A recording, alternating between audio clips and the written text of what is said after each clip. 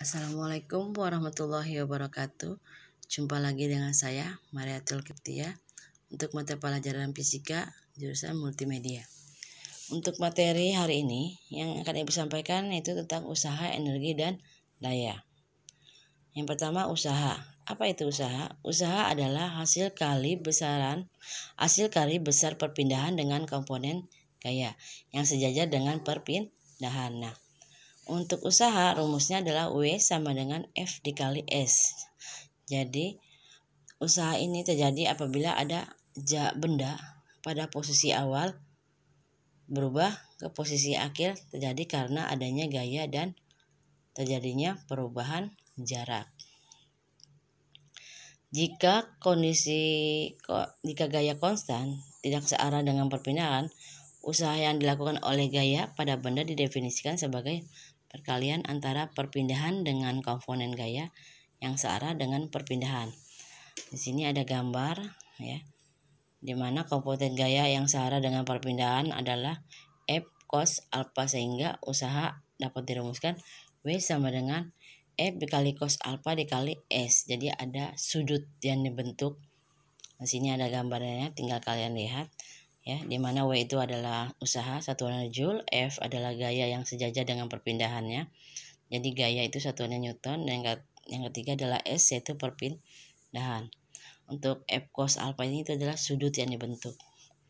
Di sini ada contoh soal, dua orang mendorong lemari bermuatan dengan arah mendatar yang besarnya masing-masing 120 Newton dan 80 Newton. Nah, benda itu bergerak sejauh 75 meter. Tentukan usaha yang dilakukan oleh kedua gaya tersebut. Nah, diketahui gaya yang pertama adalah 120 dan gaya kedua adalah 80 Newton dan jarak yang ditempuh adalah 75 meter. Yang ditanyakan adalah usahanya atau W.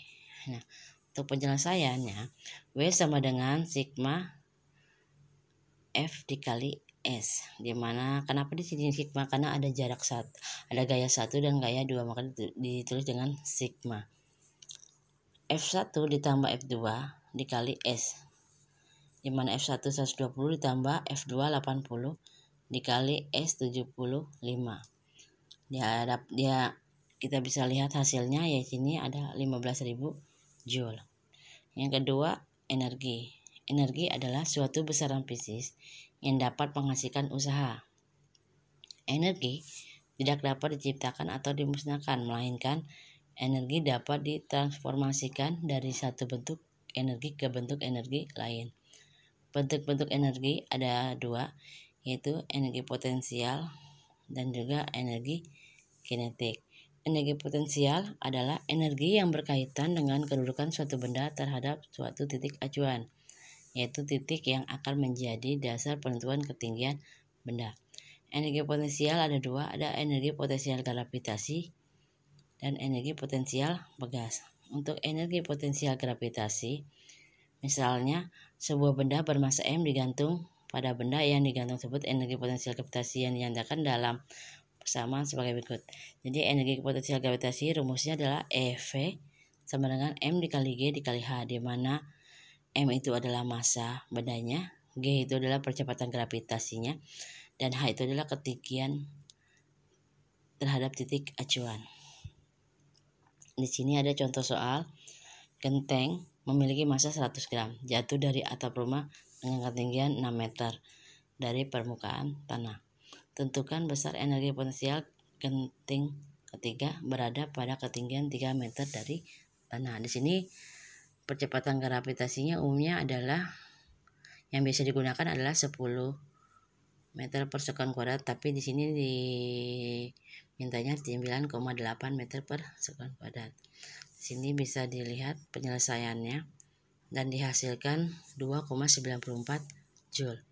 Kedua, energi potensial pegas. Energi potensial pegas adalah energi dari sebuah benda elastis yang mengalami perubahan bentuk karena adanya gaya berupa tekanan.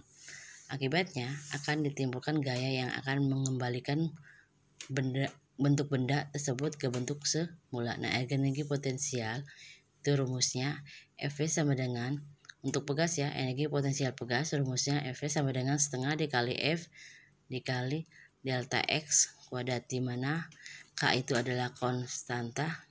Itu apabila K itu adalah konstanta pegas, delta X adalah pertambahan panjang dari bendanya tersebut. Nah, F itu adalah gaya yang bekerja pada pegas. Sini ada contoh soal, tinggal kalian lihat. Nah, kedua itu energi kinetik. Energi kinetik adalah energi yang berkaitan dengan gerak suatu benda, di mana energi kinetik sebuah benda ini didefinisikan sebagai usaha yang dibutuhkan untuk menggerakkan sebuah benda dengan massa tertentu dari keadaan diam hingga mencapai kecepatan tertentu.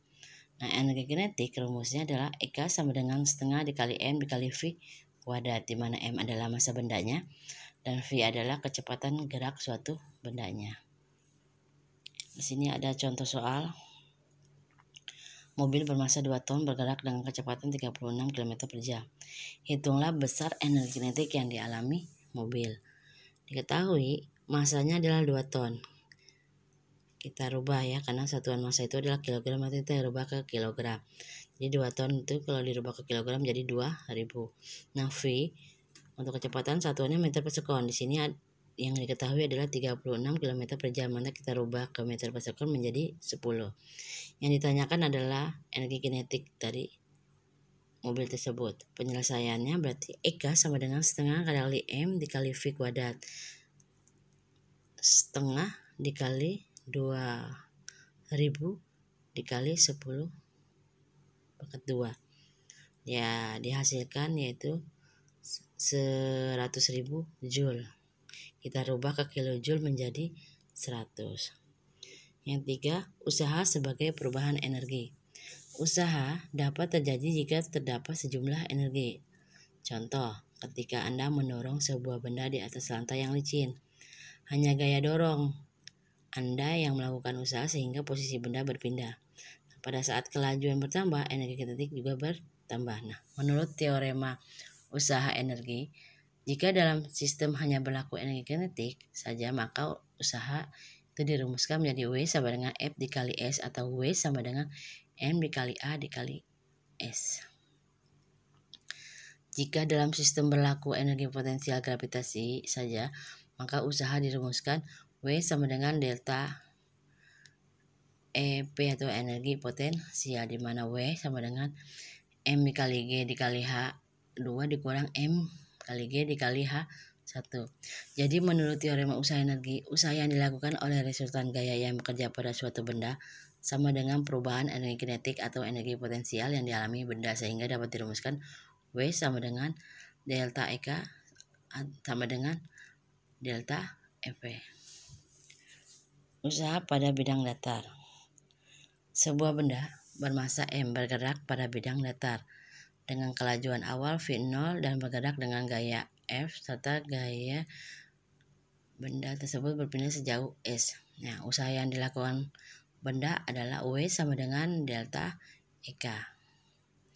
Sementara itu, jika benda ditarik dengan gaya F dan membentuk sudut alfa, maka usaha yang dilakukan rumusnya adalah W sama dengan A dikali delta EK, di mana nanti sigma F dikali S-nya itu terdapat sudut dari gaya atau F dikali cos alfa dikurang FK sama dengan setengah dikali M dikali VT kuadrat dikurang V0 kuadrat. Usaha pada bidang miring.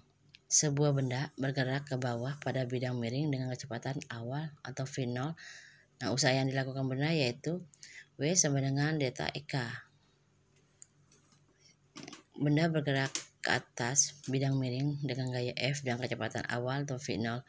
Usaha yang dilakukan benda yaitu di sini karena ada di mana W sama dengan delta EK. Di sini juga terdapat untuk sudutnya yaitu F dikali sin beta. Kalau untuk yang benda yang bergerak ke bawah pada bidang miring, yang pertama itu menggunakan sin dari alfa, tapi kalau untuk yang kedua adalah sin beta. Di sini ada contoh soalnya. Silakan kalian pahami dan kalian baca. Selanjutnya adalah daya. Daya adalah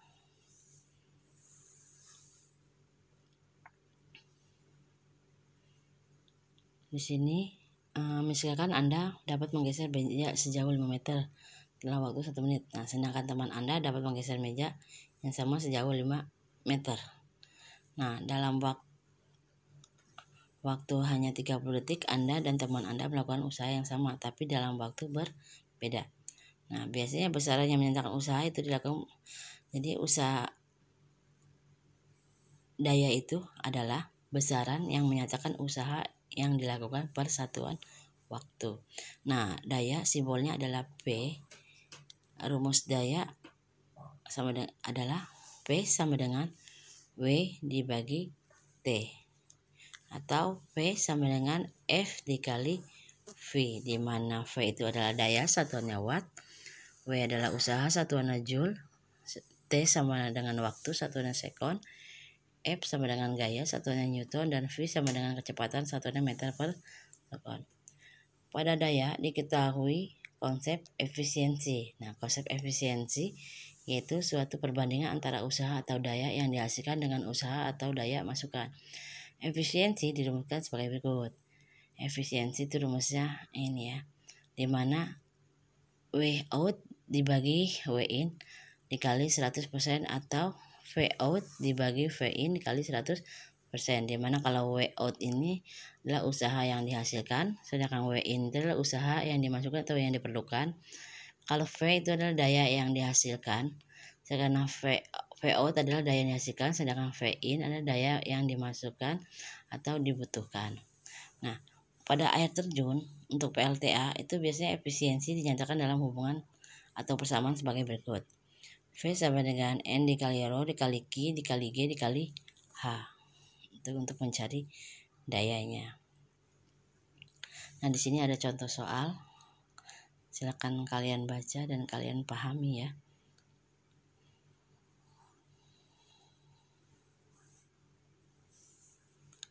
Oke, demikian materi yang dapat Ibu sampaikan kali ini. Untuk materi ini, terima kasih atas perhatiannya. Nanti untuk tugas Ibu berikan di Google Classroom ya. Nanti kalian buka Google Classroom-nya. Terima kasih. Wassalamualaikum warahmatullahi wabarakatuh.